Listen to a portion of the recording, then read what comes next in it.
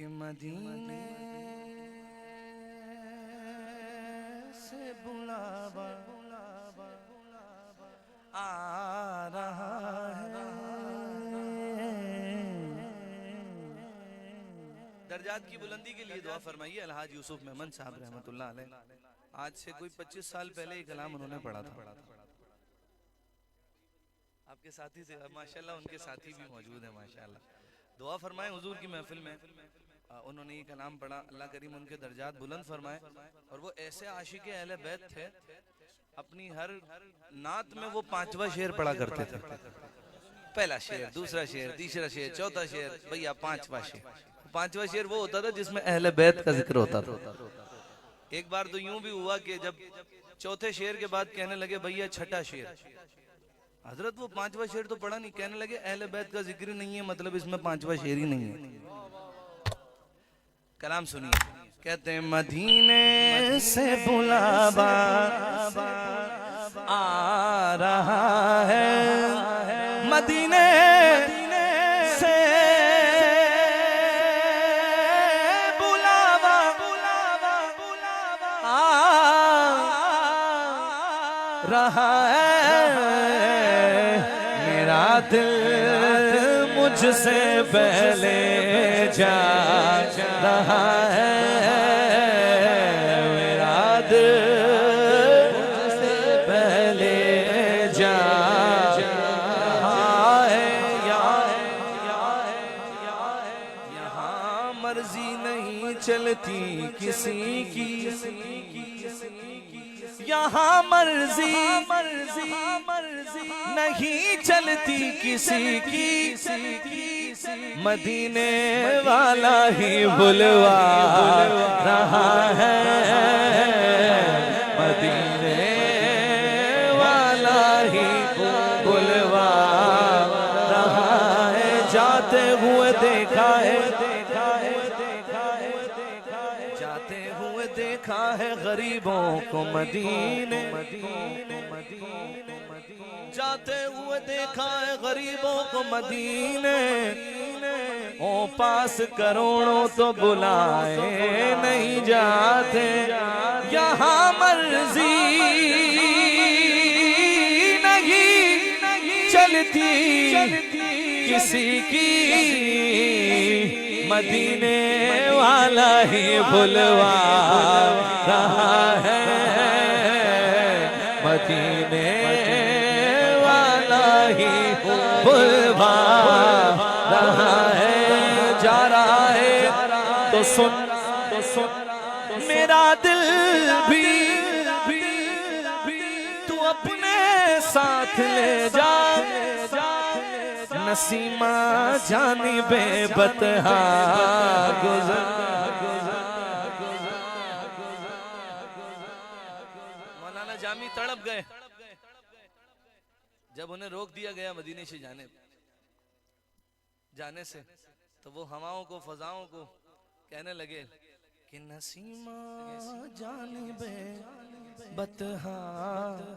گزر کن، نسیمہ جانب بطحا گزر کن، احوال محمد را خبر کن، احوال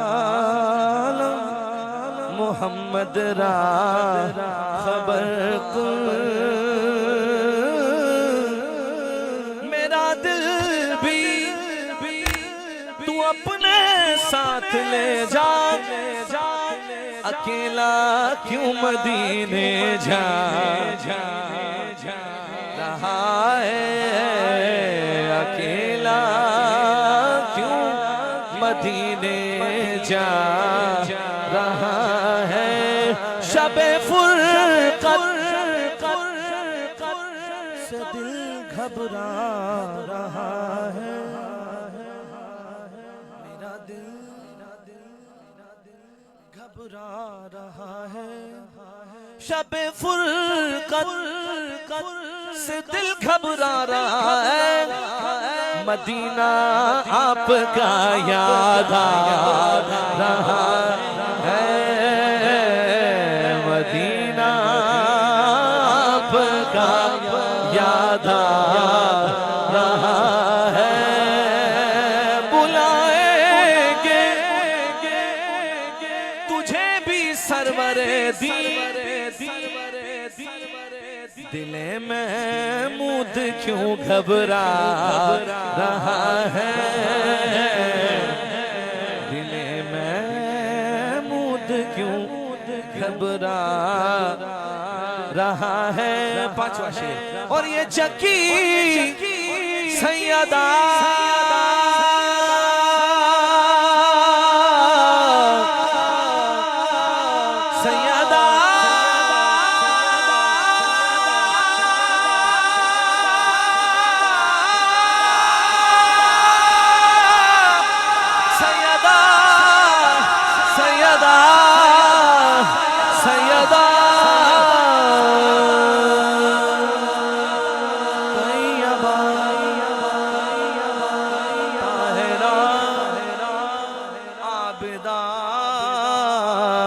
ساجدہ،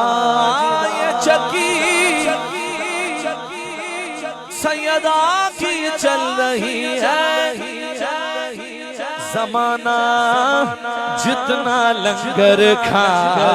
رہا ہے، زمانہ جتنا لنگر کھا،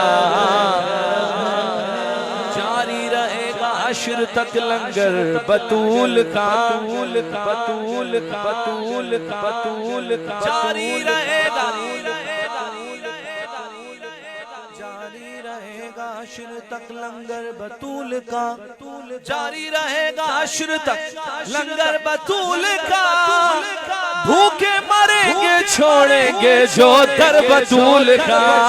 یہ چکی سیدہ کی چل رہی ہے، زمانہ جتنا لنگر کھا رہا ہے، زمانہ جتنا لنگر کھا